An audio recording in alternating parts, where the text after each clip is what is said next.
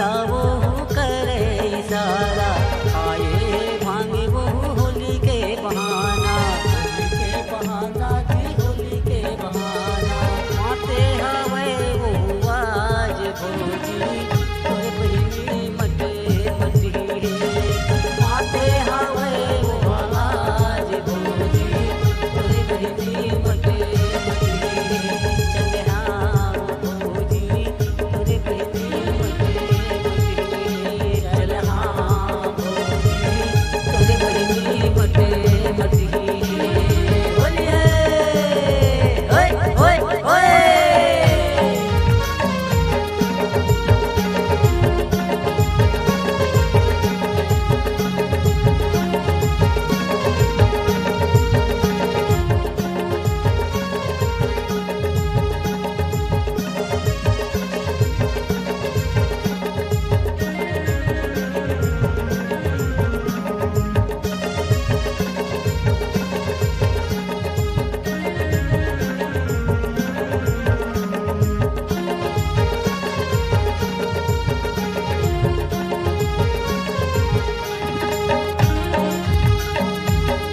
हाउरी होट ममोरंगी छत्तीसगढ़ी नहीं बोले बोलते वो हिंदी जी बोलते वो हिंदी मामा महाउरी होट ममोरंगी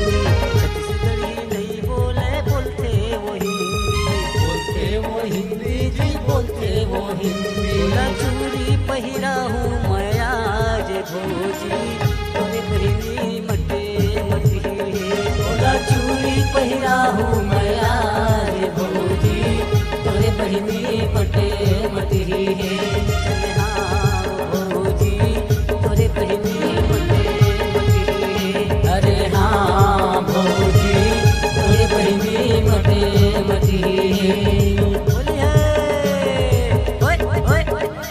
चल हाँ भौजी तोरे बहिनी मटे मटी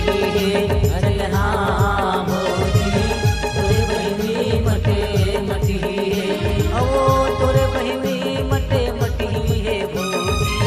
तोरे बहिनी मटे मटी ओ तोरे बहिनी मटे मटी है भौजी तोरे बहिनी मटे मटी आवे है फागुन तिहार रंगे रंगे गुलाल ओ भौजी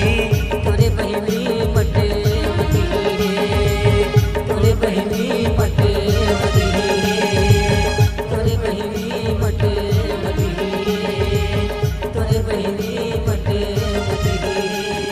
मटी। नमस्कार दोस्तों, नए नए छत्तीसगढ़ी गाने सुनने और देखने के लिए हमारी वीणा म्यूजिक को सब्सक्राइब करें और बेल आइकॉन के बटन को क्लिक करें।